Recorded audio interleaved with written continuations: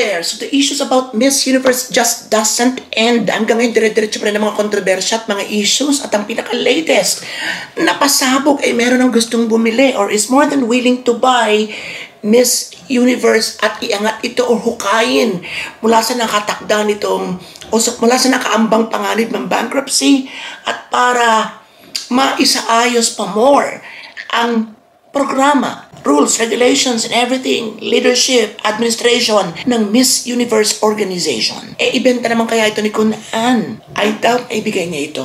Pero, bago natin ibigay ang ating mga ideya tungkol dito, syempre kilalanin muna natin ang matapang na ito na gustong bilhin. For $20 million lang naman ang Miss Universe organization.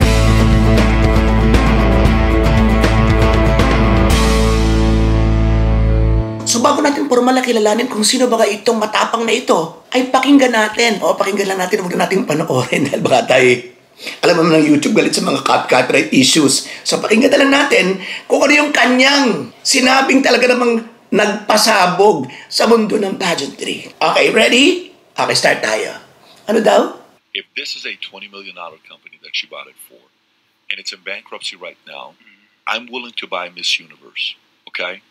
And I'm going to go up there opening, if we do this on TV, to give the speech and say, moving forward, this brand, Mrs. Universe, we're going to highlight the most feminine, beautiful women, genetically a woman, period. That is the only way you qualify for this.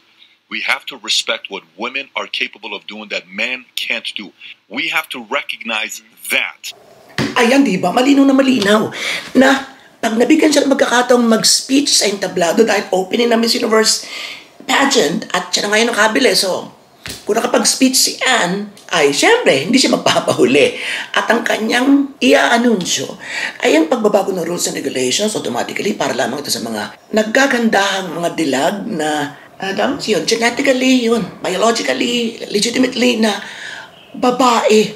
So automatically, sarado ang pinto ng Miss Universe sa mga transgender women. Pabor ka ba o hindi? Pues panoorin mo yung sinundan nitong video, okay? Kasi wala pang nanonood ko, konti pa lang. Pag-share ha!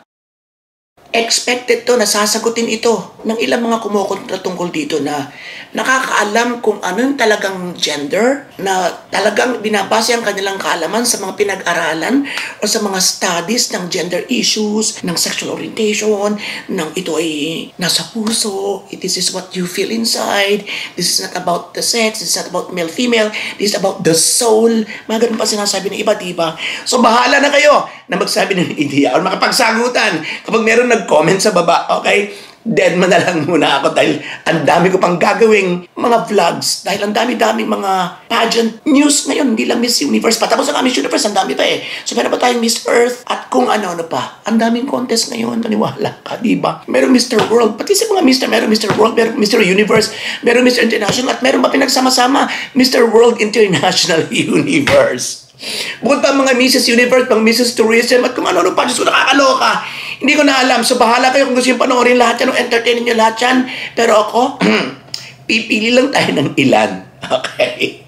Pero kung may mga pasabog, syempre, titirahin din natin yan. At this point, kilalanin natin ang gusto si Patrick Bet David. Ang interesadong bilhin for $20 million ang Miss Universe. Patrick Bet David is an Iranian-born American entrepreneur, author, and YouTuber.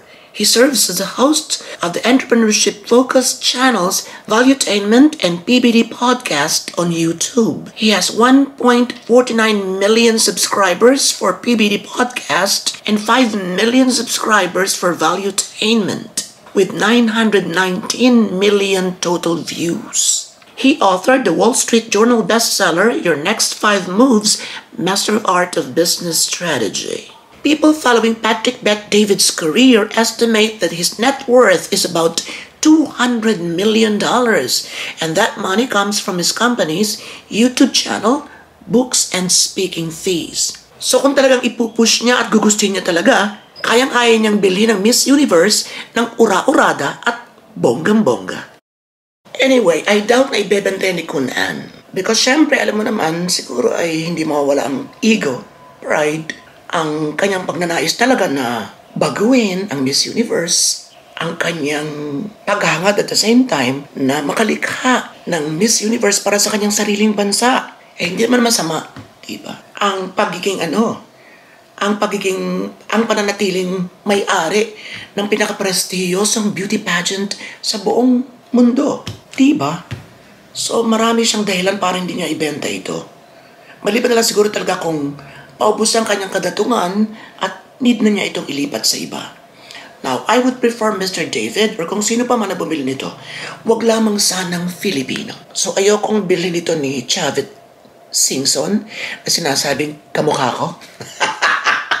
Ay, di bali, mapera naman yun. Diba? So, Chavit Singson, yayamanin. Diba? So, mukha tayo yayamanin? So, fine, it's fine. Now, I don't want that because ayoko magkaroon ng kulay ang pananalo in the future again ng Philippines ng Miss Universe crown. Nawawala yung deserving na factor. Lagi na lang makakabitan niya ng pandaraya. Yun, ayokong mabili ito ng Pinoy para iwas doon sa mga ganong kontrobersya. Kasi kahit pag ano ka, hindi kagaya ng US at talaga yan na nakasanayan natin eh. So, parang hindi na nakakasama yan. Pero pag ibang bansa, ay ibang usapan. Anyway, may nakalusot naman nun na ginanap sa sarili nilang bansa. Diba? Kagaya ni Denise ng Puerto Rico. Hindi ko alam kung ganong kalaki yung impact nito noon sa mundo ng pageant. Sa mundo ng pageantry. So, babalikan ko nga ulit ito. Kung nagkaroon ba ito ng mga aligasyon ng pandaraya or whatever. Okay? But anyway, iba naman itong sinasabi natin ngayon, ito yung pagmamay-ari. Kung kapareho natin ang nationality, Pinoy ang may-ari, tapos Pinoy ang mananalo, tingnan natin kung ano magiging epekto nito.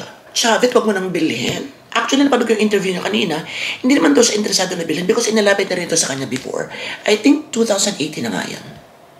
Nung iniaalok sa kanya na siya niyang humawak. Pero hindi nga rin niya kaya because masyadong masalimuot. Masyadong complex and complicated ang mga gawain sa loob nito.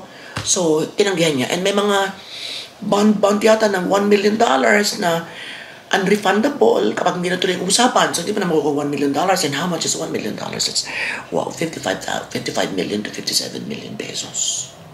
Diba? Plus, may ilalabas ka pa itong 6 million, ibibigay mo sa Miss Universe Organization, pambili, at 6 million pa pang gastos mo sa local pageants. Siguro hindi lamang naman siguro 6 million.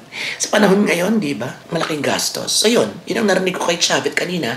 Basta, doon tayo sa wag sanang mabili or wag sanang Pinoy ang maging may-ari ng Miss Universe Organization. Wala, personal kong opinion. Pakialam mo. Now, what can you say tungkol dito kay Mr. Patrick? Pabor ba kayo na bilhin na niya or kay Kunan na lang or sana iba?